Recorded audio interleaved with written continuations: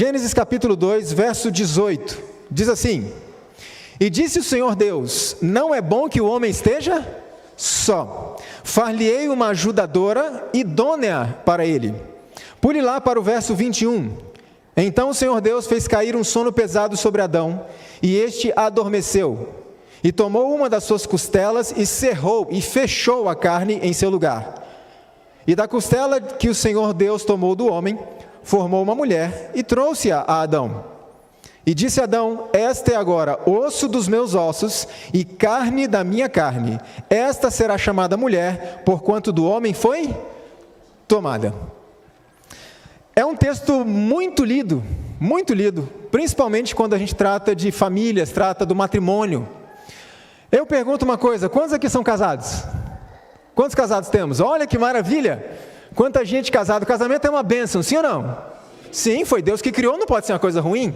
Como muitos estão querendo fazer a gente acreditar aí fora. O casamento é uma bênção e tem bastante gente casada aqui. Então vocês vão se lembrar disso aqui, olha só. Eu recebo você como minha legítima esposa, ou esposo, no caso das mulheres, para amá-lo, respeitá-lo, honrá-lo, na saúde ou na doença, na alegria ou na tristeza, na riqueza ou na pobreza. Até quando? Até que a morte nos separe. Com algumas variações de cerimônia para cerimônia, essa é a essência do voto matrimonial. Minha esposa e eu dissemos essas palavras ou similares há 14 anos atrás. Nos casamos aqui pertinho na Igreja da Alvorada, em frente ali o NASP. Uma coisa me chama a atenção nesse voto matrimonial: até que a morte nos separe. Isso é forte, sim ou não? É uma frase forte. Muitas pessoas tomam esse voto e consideram como um mero clichê de casamento, né?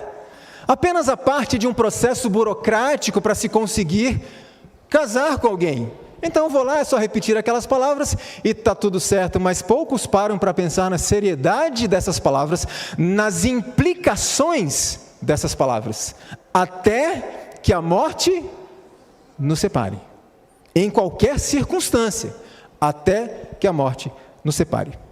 Vocês concordam comigo que nós vivemos numa sociedade humanista, antropocêntrica, que coloca todo o centro no indivíduo, no eu, os meus gostos, minhas preferências, meus desejos, meu bem-estar, a minha felicidade?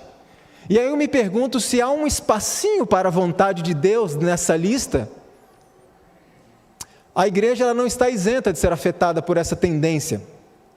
E aí nós começamos a perceber que, como mundo religioso, mundo cristão, a adoração a Deus, que significa essencialmente submissão a Ele, começa então a ser confundida com um evento de adoração ao ser humano. Muitas vezes a adoração, que representa a submissão a Deus, passa a ser confundida com êxtase de sentimentos, êxtase emocional. Por quê? Porque vivemos numa sociedade antropocêntrica. O homem é o centro e o bem-estar do homem é o objetivo máximo da vida. O importante então não é tomar a cruz, o importante é se sentir bem. Afinal dizem assim: Deus não quer sacrifícios. E qualquer coisa que possa se aproximar de sacrifícios, rapidamente é rejeitada. Porque dizem, Deus não quer sacrifícios. No convívio social e em família, o objetivo muitas vezes não é cooperar para a felicidade do outro, mas o objetivo é ser feliz. Ser feliz. Essa tendência muitas vezes é reforçada no meio cristão em geral, por meio de pregações agradáveis, antropocêntricas, que massageiam o ego do ser humano, muitas vezes acompanhada de músicas que refletem essa mesma ideia, que o centro da vida, a essência da vida, é você se sentir bem. Porque o eu está no centro. E aí eu pergunto, e o caminho estreito? E o tome a tua cruz? E o negue-se a si mesmo? Tem se tornado secundário muitas vezes, se é que aparece na lista de prioridades das pessoas hoje. Porque o eu está em primeiro lugar.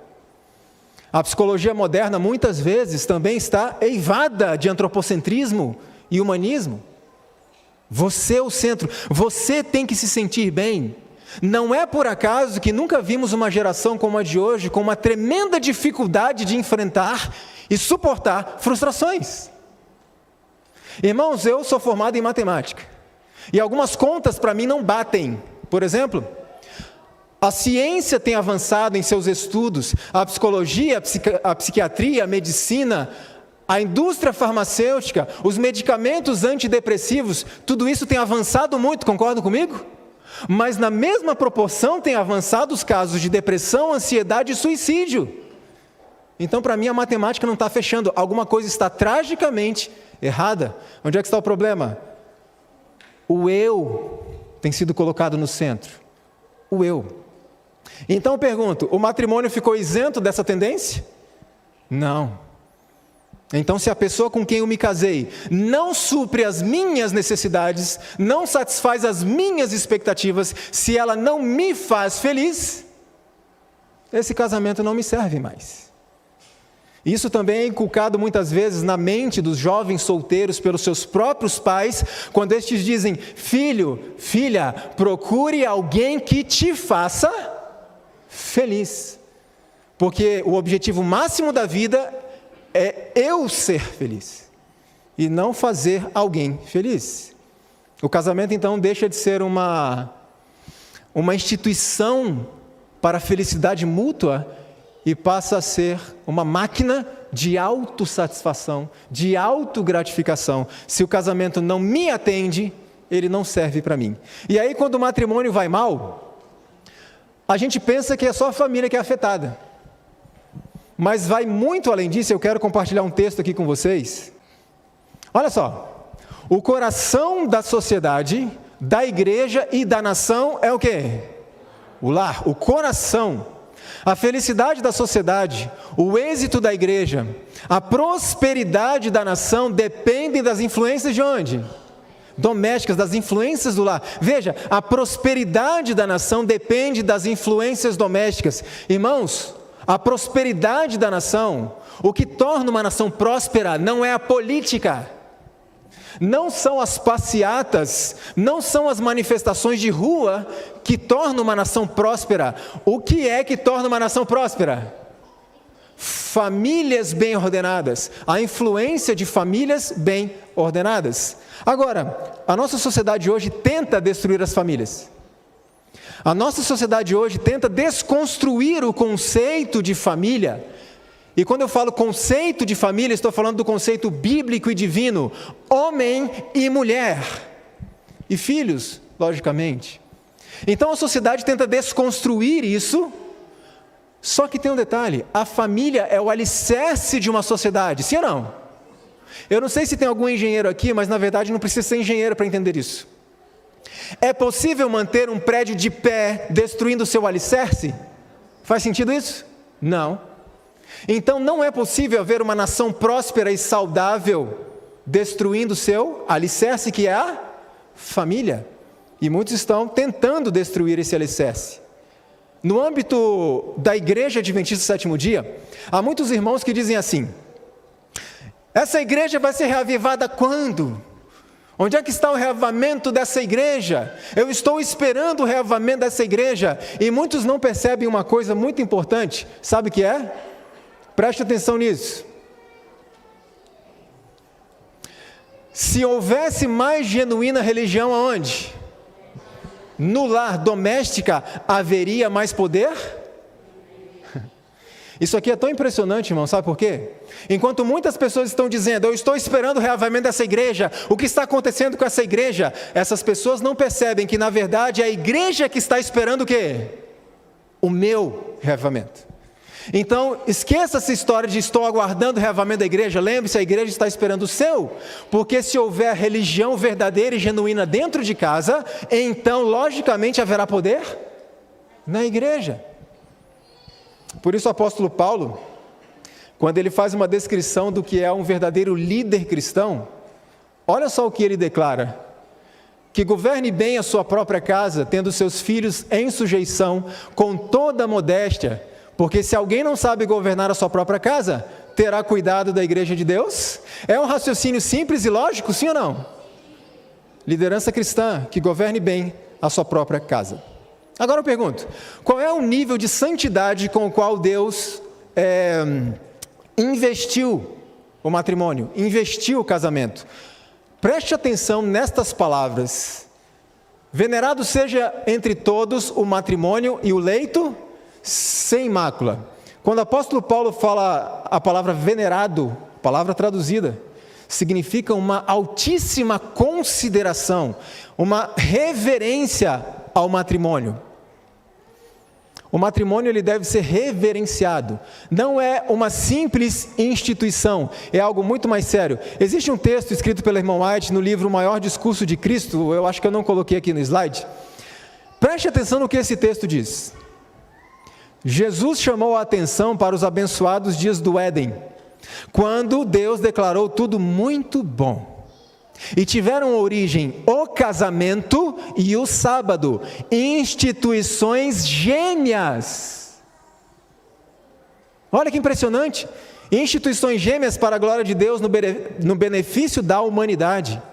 Então veja, nós como adventistas damos muita ênfase ao quarto mandamento, certo? O dia do sábado, a observância do sábado, não tem problema nenhum nisso, devemos fazer isso realmente. Mas eu pergunto, como estão as nossas famílias? Como está o nosso matrimônio? Porque nos foi revelado que o matrimônio e o sábado são instituições gêmeas. Ou seja, eu posso dizer que o matrimônio é tão sagrado quanto o sábado? Sim, absolutamente. E quão sério, ou com quanta seriedade, temos tratado o matrimônio? Vocês sabem que na Bíblia, inclusive, Deus usa o matrimônio como uma representação da sua união com o seu povo, de tão sagrado. A irmã White escreve no livro Lar Adventista que a relação matrimonial é santa. Santa. Banalizar essa instituição é banalizar o próprio Deus. Desonrar essa instituição é desonrar o próprio Deus. Interessante, nós vamos ler outro verso de Gênesis, ainda no capítulo 2. Vamos para o verso 24. Olha que interessante, falando a respeito da seriedade, da profundidade dessa palavra e dessa instituição chamada matrimônio. Gênesis 2, 24 diz assim: portanto, deixará o homem a seu pai e a sua mãe, e apegar-se-á a sua mulher. E serão ambos o quê? Uma só carne. Quando Deus fala deixar o pai e mãe, não está falando de abandoná-los, ok? O 5º mandamento diz que devemos honrar o pai e a mãe. Mas quando diz deixar o pai e a mãe, tem duas interpretações. Uma, deixar de forma geográfica, ok? Porque a gente não se casa para viver com os pais.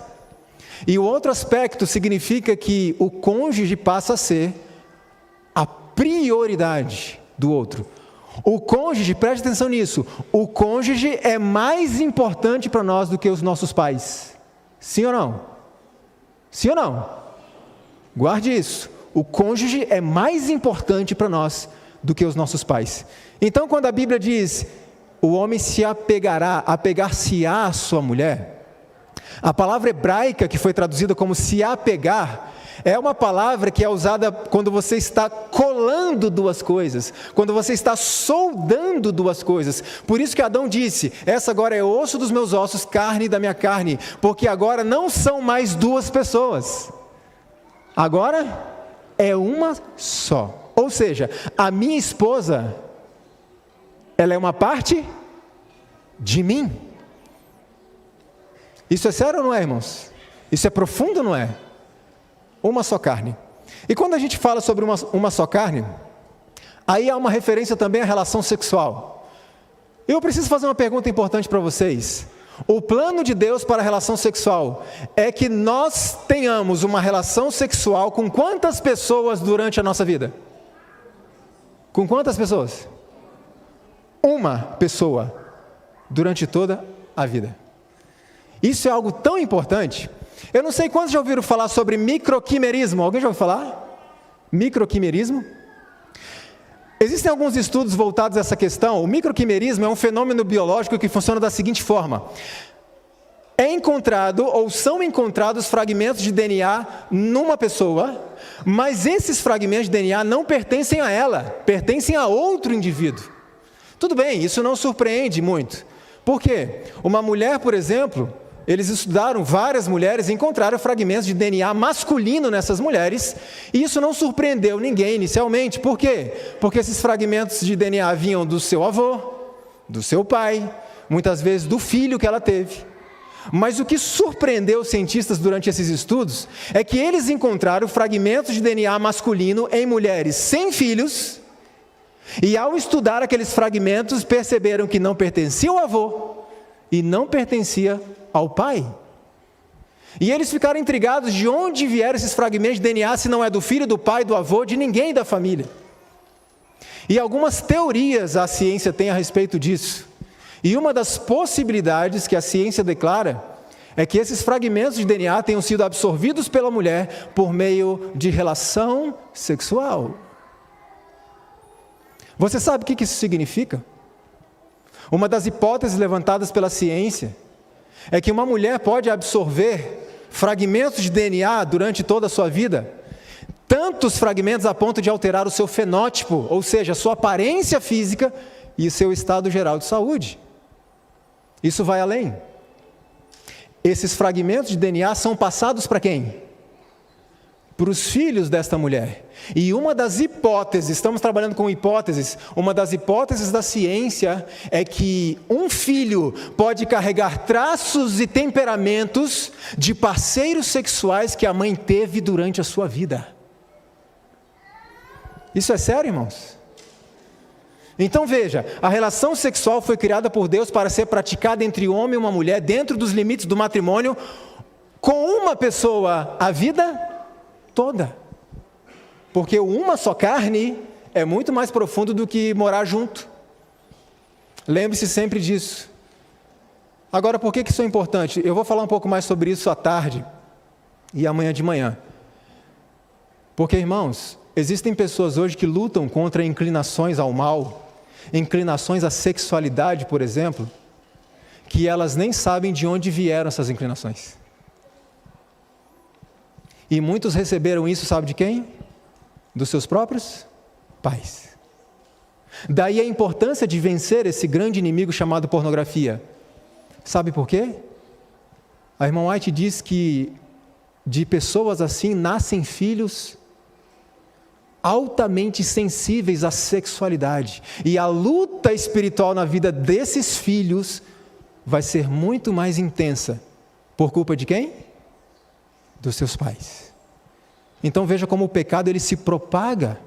Por isso nós precisamos estar atentos. Bom, muitos dizem que a relação sexual é um presente, é um prêmio, uma recompensa do casamento. Então tem pessoas que dizem assim, o casamento não é coisa lá muito boa não, mas tem um presentinho, que é o sexo. E alguns jovens dizem assim, eu não posso, antes do casamento, então eu preciso me casar logo, porque eu preciso experimentar isso. E muitos não entendem, irmãos, que a relação sexual não é uma recompensa, um presente, um prêmio do casamento. Não. A relação sexual, ela está incluída num contexto geral de uma relação saudável, e ela é o sinal da própria aliança do casamento. Por isso faz sentido praticar isso fora da aliança? Não, porque ele é o sinal dessa aliança do casamento. Agora, quando não praticado da forma como Deus estabeleceu, ou quando praticado de uma forma que Deus não estabeleceu, as consequências são terríveis. E hoje à tarde eu vou mostrar um pouco para vocês por que os nossos jovens em especial têm tanta dificuldade para se preservarem até o casamento. Por quê? Existe uma explicação na ciência para esse tipo de coisa. Se é assim, então se o sexo é para ser praticado com uma única pessoa para o resto da vida, significa então que o casamento deve ser uma instituição vitalícia. Concordam comigo? Porque é nesse ambiente que o sexo pode ser praticado. Uma união por toda a vida. Eu vou compartilhar com vocês 2 textos muito interessantes da irmã White.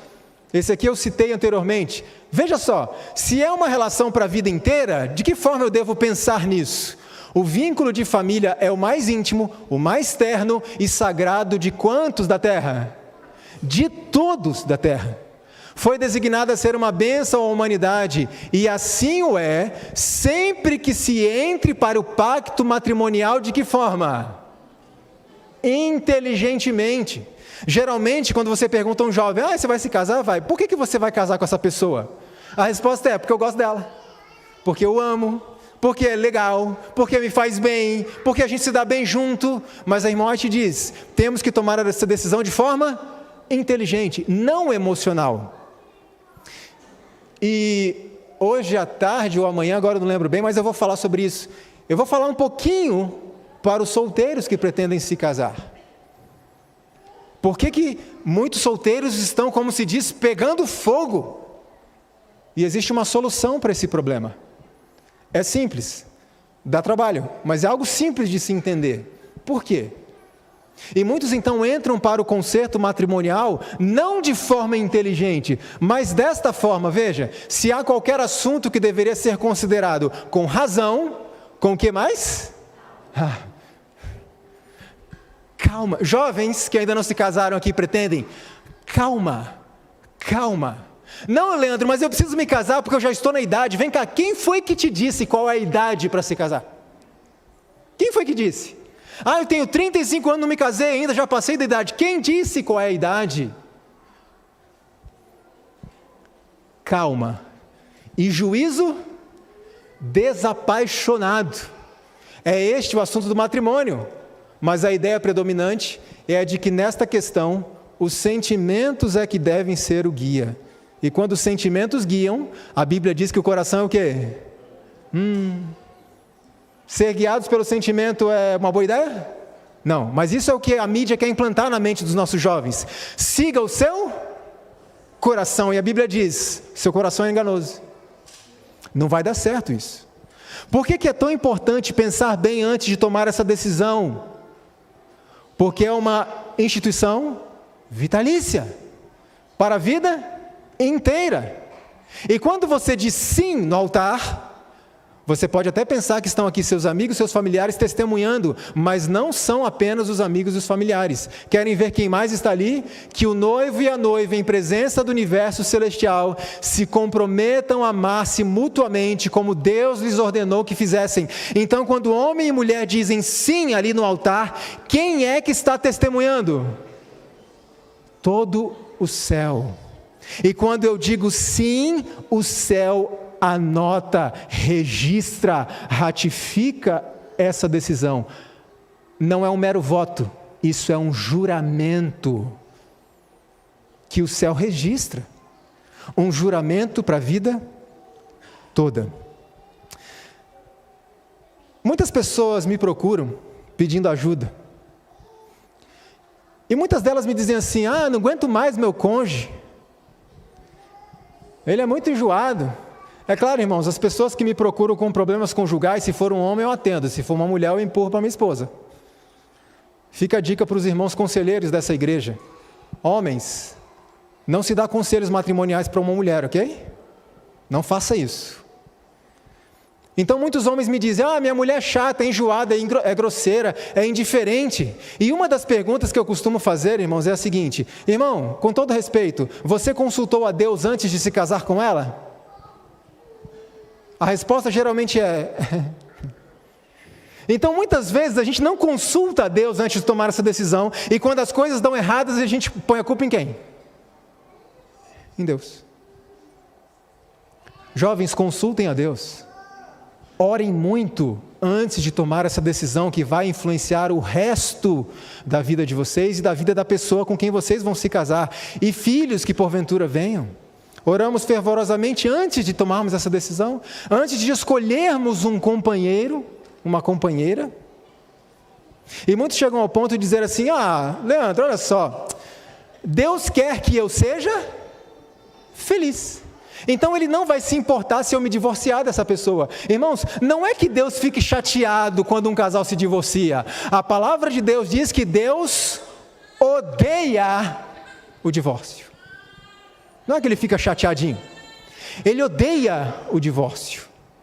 E hoje tem sido tão comum pessoas casarem, divorciarem, casarem de novo, divorciarem de novo e casarem de novo. Muitos dizem assim, eu vou casar de novo porque esse casamento aqui está ruim, nossos temperamentos não batem.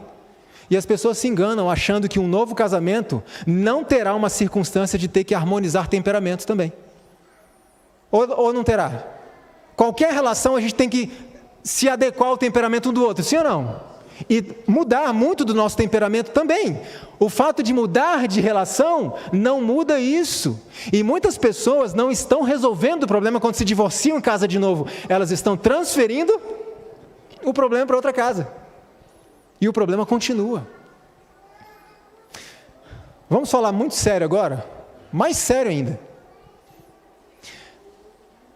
Deus autoriza que uma pessoa se divorcie e se case novamente? Sim ou não? Sim. Mas, em quantos casos? Em quantos casos? O céu aceita perfeitamente um novo casamento em um caso, e o céu, não que ele queira, tolera um novo casamento em um outro caso. Ok? Qual é o caso em que o céu aprova um novo casamento, aceita um novo casamento perfeitamente? Vamos ver, olha só. Esses votos ligam os destinos de duas pessoas com laços que coisa alguma, senão o quê? A mão da morte deve desatar. Tanto o homem quanto a mulher devem considerar cuidadosamente se podem viver um ao lado do outro através de todas as dificuldades da vida, enquanto ambos viverem. Então preste atenção nisso quando você estiver pensando em se casar. Olhe para a pessoa e pense, eu sou capaz de conviver com as dificuldades da vida, com esta pessoa, para o resto da vida? Serei capaz? Irmãos, tenham muito cuidado com a ideia de muitos que dizem assim, tudo bem, ele tem um defeito que para mim é insuportável, mas quando a gente casar resolve. Cuidado com esse tipo de coisa. Então pense, analise, reflita, ore, estude, porque eu fiz 2 faculdades, foram 8 anos de estudo, muito estudo para conseguir um diploma, certo? Quanto de estudo nós temos para conseguir uma certidão de casamento? Vocês percebem a importância disso? Estude, estude, e continue estudando, porque o casamento é uma faculdade que a gente nunca se forma, sempre aprendendo. Então esse é o primeiro caso. Qual é o caso então que Deus aceita perfeitamente um novo casamento? A morte do cônjuge. Então o cônjuge que permaneceu vivo, obviamente, ele está autorizado por Deus, aprovado. A irmã White, ela passou 30 anos sem o seu querido esposo Tiago. A irmã White recebeu uma proposta de casamento, mas ela disse que não iria se casar, porque no seu coração só existia lugar para uma pessoa, e essa pessoa se chamava Tiago White. Mas Ellen White, de uma forma muito interessante, ela explicou às pessoas do seu tempo que ela não quis se casar novamente para não impor esta carga que o seu ministério exigia sobre os ombros de outra pessoa. Então ela preferiu ficar sozinha. Só que ela escreveu, eu não estou sozinha porque Deus me proíba de casar novamente, mas porque eu não quero impor esta carga a uma outra pessoa, porque, irmãos, não era fácil a vida dela. Então a pessoa, quando o cônjuge morre, está perfeitamente autorizada por Deus. Agora, existe um outro caso em que o Deus, não que ele queira, não que ele, digamos assim, aceite isso, mas ele acaba tolerando. Existe algum outro caso? Vamos ver? Mateus capítulo 19. Vamos ver o que Jesus responde para nós. Mateus capítulo 19. E o verso é o verso 9. Aqui é o próprio Cristo falando, ok? Mateus 19, verso 9. Todos acharam? Olha o que diz o próprio Senhor. Eu vos digo, porém, que qualquer que repudiar a sua mulher, não sendo por causa de quê? Fornicação, e casar com outra, comete adultério. E o que casar com a repudiada também faz o quê? Comete adultério. A palavra fornicação, traduzida aí, é porneia. E no Novo Testamento ela é usada para se referir a relações sexuais ilícitas, tanto de pessoas solteiras quanto de pessoas casadas. A tradução mais adequada seria falta de castidade, ok? E quando a gente fala de castidade, a gente pensa numa pessoa virgem, mas não é necessariamente uma pessoa virgem. A pessoa casta também pode ser uma pessoa abstêmia, ok? Ainda que não seja virgem, no caso. Então eu pergunto para vocês, Qual é o caso em que Deus, não que Ele queira isso, mas Ele tolera que uma pessoa se case de novo? Qual?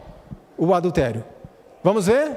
Nada, senão a violação do leito conjugal, pode quebrar ou anular o voto matrimonial. Só há um pecado, o adultério, que pode pôr o esposo e a esposa em posição de se sentirem livres do voto matrimonial à vista de Deus. Embora as leis do país possam permitir o divórcio, à luz da Bíblia, continuam como marido e esposa, segundo a lei maior, as leis de Deus. Então, primeiro caso, morte. Segundo caso, adultério. E a incompatibilidade de gênio? Tem autorização de Deus para constituir uma outra família? Sim ou não? Mas Leandro, você está dizendo que eu vou ser obrigado a viver pro resto da vida com essa pessoa chata, enjoada, grosseira, crítica, indiferente? Eu vou ter que viver o resto da vida com ela? Como eu disse, você acha que um novo casamento você não terá que se adaptar ao temperamento de uma outra pessoa e adaptar o seu temperamento a ela e mudar o temperamento de ambos? Veja qual é o conselho da revelação de Deus. Se não sois de temperamentos compatíveis, não seria uma glória para Deus mudar de tal disposição? Irmão Leandro, a gente não tem, há uma incompatibilidade de gênios muito grande, então compatibiliza isso. Porque a palavra de Deus diz em Gálatas 5:22, que amor, paciência, longanimidade, bondade, mansidão, domínio próprio é o quê? É fruto do Espírito. E aquelas pessoas que têm comunhão diária com Deus, uma comunhão verdadeira, com tempo de qualidade, elas manifestam na vida o quê? Frutos do Espírito. A menos que vocês digam que Deus não tem poder de restaurar um lar. Deus tem poder? Então, quando eu tomo essa decisão de me divorciar porque há incompatibilidade de gênios, eu estou dizendo, Deus não tem poder para transformar o meu casamento. Para mim isso é uma blasfêmia. Vocês concordam comigo? Mas Deus tem poder para restaurar qualquer relacionamento. Mas mudança de temperamento, irmãos, é o caminho mais difícil. Vocês concordam comigo? Esse é o caminho estreito que Jesus falou. Difícil, são poucos que passam. Porque mudar o temperamento, irmãos, que luta na nossa vida. Agora imagina uma coisa. Imagine que um dia um homem procurou você para pedir conselhos matrimoniais, ok? E esse homem diz o seguinte para você: irmão, eu não aguento mais a minha esposa. A minha esposa, não é que ela é chatinha, não é que ela é enjoadinha, não é que ela é grosseira, não é que ela é preguiçosa, não é isso não. A minha esposa é um demônio. A minha esposa está acabando com a minha vida física, emocional, espiritual. Ela está tirando a minha salvação. Essa mulher é possuída de demônios. Eu estou pensando em me divorciar dela, porque isso não é aprovado por Deus, essa relação. Eu tenho que sair disso. Eu pergunto, que conselho você daria para esse irmão? Vejam, não estão falando de uma mulher enjoada, ok? A gente está falando de um demônio. Um demônio. Que conselho você daria para ele? Irmãos, vocês sabiam que Ellen White teve que lidar com um casal assim? O homem, um obreiro do Senhor, dedicado à obra de Deus, e Deus mostrou a Ellen White que aquele homem era um servo dele, que Deus precisava dele para a obra. Mas a esposa dele, Ellen White escreveu uma carta para ele, e depois escreveu uma carta para a esposa dele. Vocês querem ver a descrição que Ellen White dá da mulher do homem? Preste atenção nisso, eu vou ler aqui, tá bom? Olha só. Estimado irmão, diz ela, eu tive a esperança de que a mudança que pareceu ocorrer na vida de sua esposa houvesse sido permanente, e eu me senti muito agradecida a Deus ao ouvir a sua confissão. Mas, irmão, eu sei que sua esposa não mudou para melhor. Não importa quão sinceramente você procure manter uma conduta reta para servir a Deus, sua esposa será sempre o seu anjo mau, procurando afastá-lo da justiça. Na própria opinião dela, ela é o ídolo que você deve adorar. De fato, diz a irmã White, sua esposa é um agente do diabo. O que eu vou fazer com uma mulher dessa? Ela continua dizendo assim: neste caso, irmão, você não está lidando com uma mulher, mas está lidando com um atrevido espírito satânico. Se você deixar de vencer, ou se você se deixar vencer pelas explosões de sua esposa, você será um homem perdido. Satanás assume completo controle do temperamento e vontade dela. Esse casamento, irmão, foi um laço do diabo. Uau! Foi-me mostrado que a sua esposa se entregou tão amplamente às mãos de Satanás, que você teme por sua razão. Mas você estará cometendo um dos mais graves equívocos de sua vida, se permitir ser controlado por Satanás por intermédio da astúcia da sua mulher. Digo-lhe com toda franqueza, olha o que Ellen White escreve para ele: digo-lhe, irmão, com toda franqueza, sua esposa é controlada por demônios. Ela se encontra tão possuída de demônios quanto o homem que se cortava e feria quando Jesus expulsou os espíritos malignos. Irmãos, aqui é uma possessão literal. Irmão, você tem se sentido aterrorizado com a violência de sua esposa? Deixe Satanás se enfurecer e não permita ser privado dos seus privilégios religiosos, porque a sua esposa assim o deseja. Se ela for embora, deixe-a ir embora. Eita, irmão White, como assim? Ela diz mais: embora sua esposa ameace se suicidar, não atenda às suas ímpias exigências. Mesmo que ela leve a cabo a sua ameaça, mesmo que ela se mate, seria melhor contemplá-la no silêncio da morte do que permitir que ela assassine não apenas a própria alma, mas a sua também. Nesse momento, acho que muita gente está pensando: minha esposa é uma bênção. Olha o quadro. Agora preste atenção no conselho que Ellen White deu para ele. Preste atenção.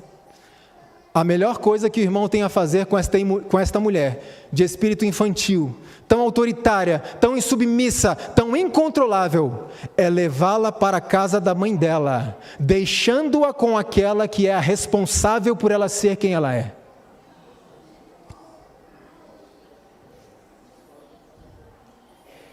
Irmãos, houve adultério aqui? Aí alguém pode estar pensando: é isso. Ellen White escreveu, é isso que eu tenho que fazer, eu tenho que mandar minha esposa embora, vai morar na casa de sua mãe.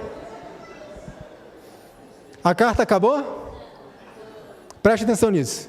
Embora isso seja doloroso para você, é o único caminho que você pode tomar, se não deseja ser espiritualmente arruinado e sacrificado aos demônios de imaginações histéricas e satânicas. Até que sua esposa tenha aprendido o seu lugar e os seus deveres como esposa, será melhor para você não manter qualquer vínculo com ela. Se ela terminantemente se recusa a preservar os votos matrimoniais, tornar-se-á mais e mais um joguete das tentações satânicas. E se o esposo consente em permanecer do lado dela para desgastar a própria vida, acabará desencorajado e desqualificado para o serviço do Senhor. Ele não está sob obrigação de manter ao seu lado alguém que tão somente lhe tortura a alma. O que a irmã White está fazendo? Que conselho é esse? Manda embora. Vocês perceberam a frase que ela disse: até que? Até que mande ela para a casa da mãe dela. Só que a irmã White não escreveu só para esse rapaz, ele escreveu para a moça também. Querem ver o que ela escreveu para ela? Preste atenção nisso. Irmã, eu não apresentaria o assunto da forma como eu faço, se não houvesse uma outra vida tão intimamente relacionada com a sua, no caso, o esposo. E se trata da vida de alguém escolhido por Deus para ser o seu servo. Esse casamento, irmã, não deveria ter acontecido. Mas o passo foi tomado, e para o seu esposo, a tarefa de superar isso é agora 10 vezes mais difícil do que seria se ele nunca tivesse conhecido você. Seu esposo não deve mesclar a identidade dele com a sua.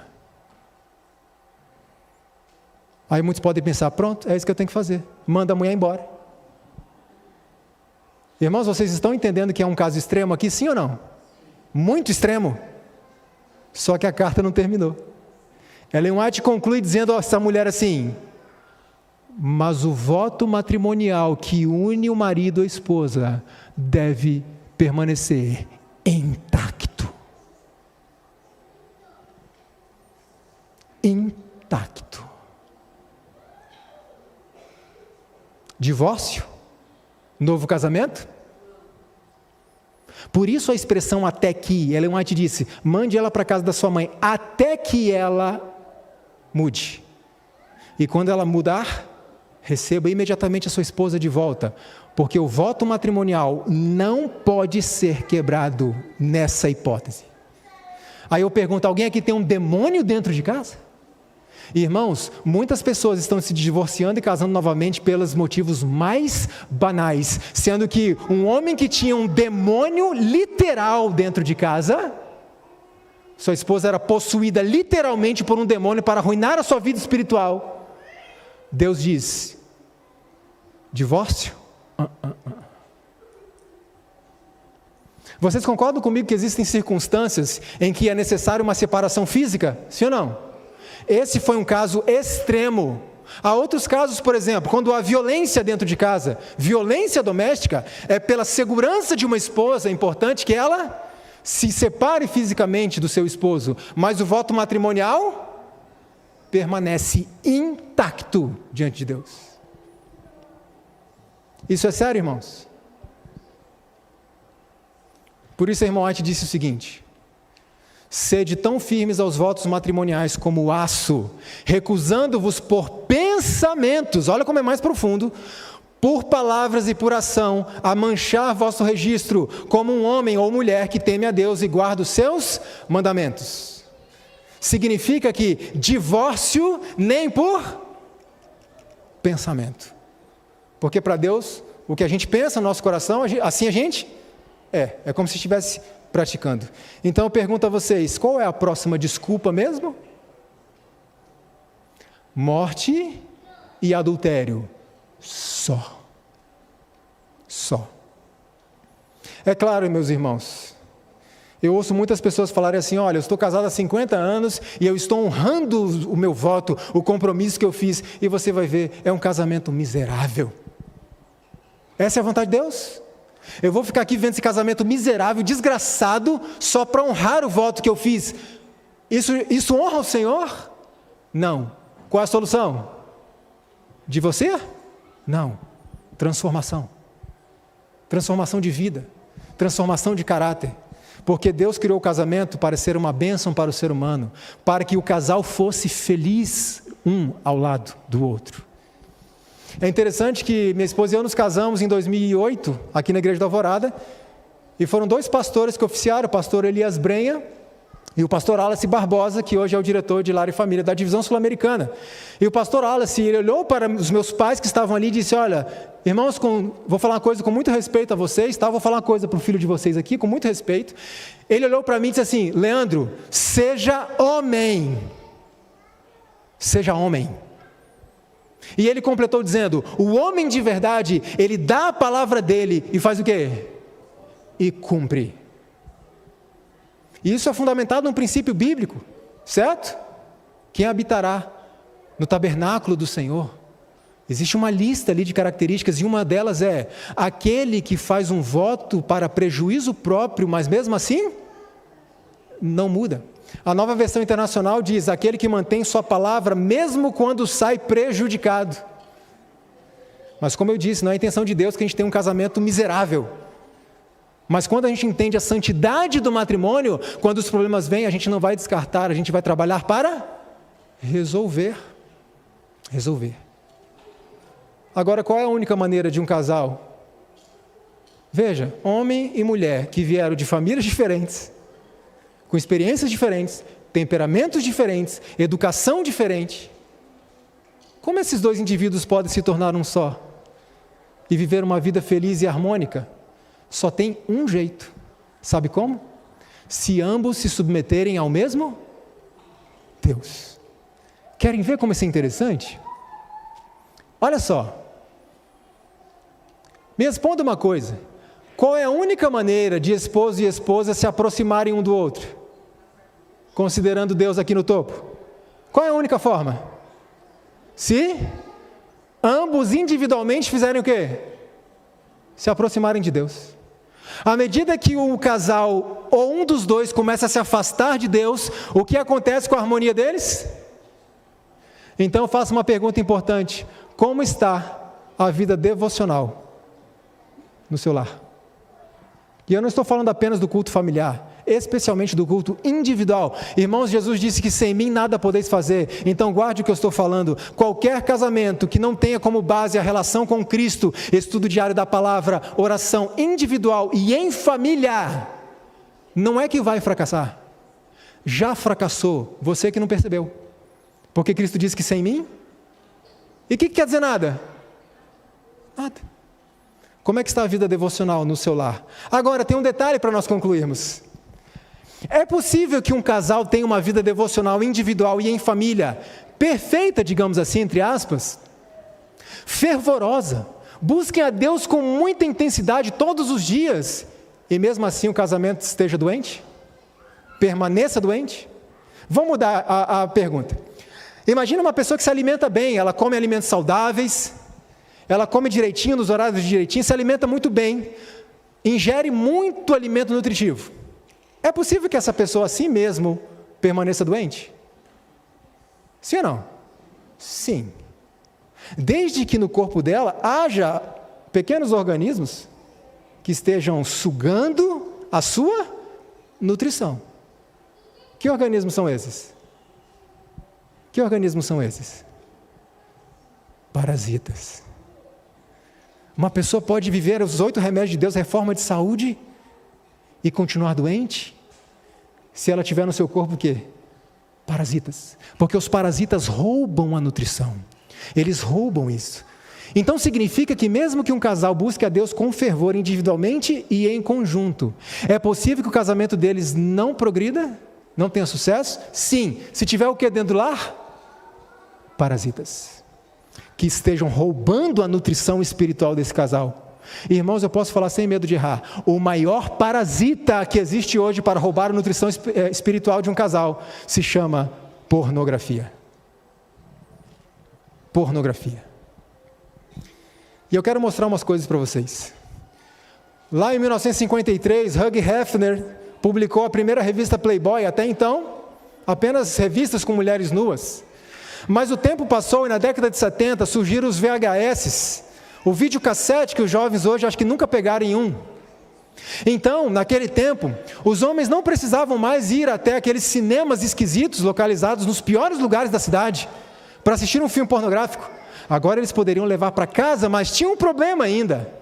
Quando um homem entrava numa locadora, os filmes pornográficos ficavam lá no canto, fechados com uma cortininha, e todas as vezes que um homem ia naquela direção, o que acontecia?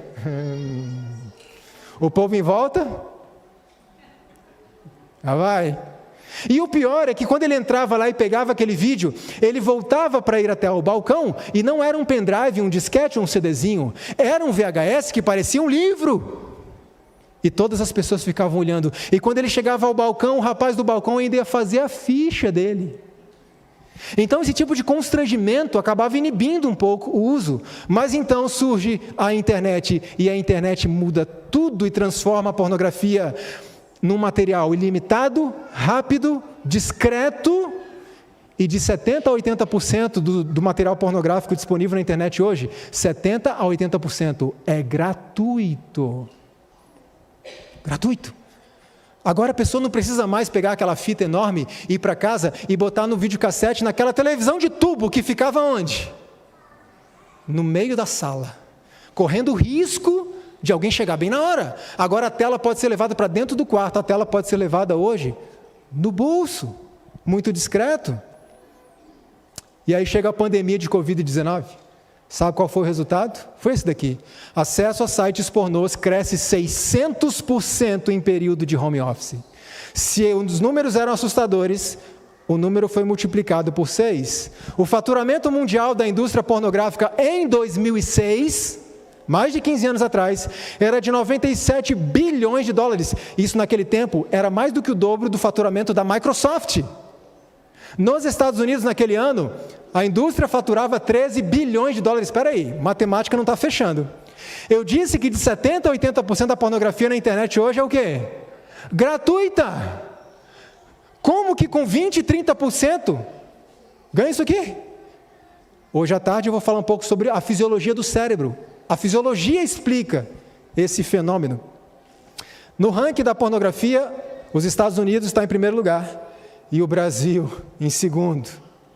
Um site, que é o maior site de pornografia do mundo, tem a sua sede no Canadá, e que eu não vou citar o nome por razões óbvias.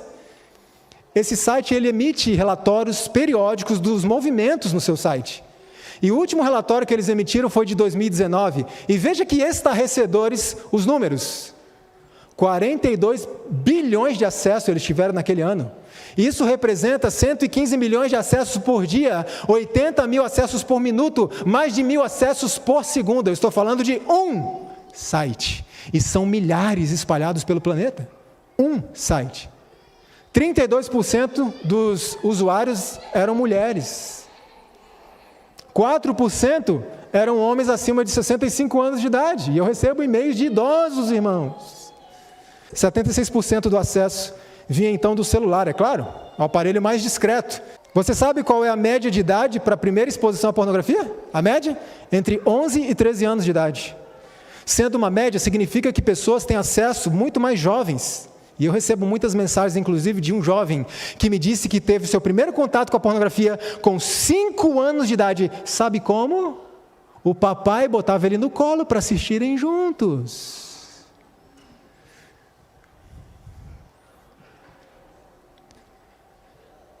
A pornografia, irmãos, ela se alastrou de tal forma que um estudo publicado em 2008 no Jornal de Pesquisa sobre Adolescência revelou que aproximadamente 67% dos rapazes e 49% das moças concordam que pornografia é aceitável.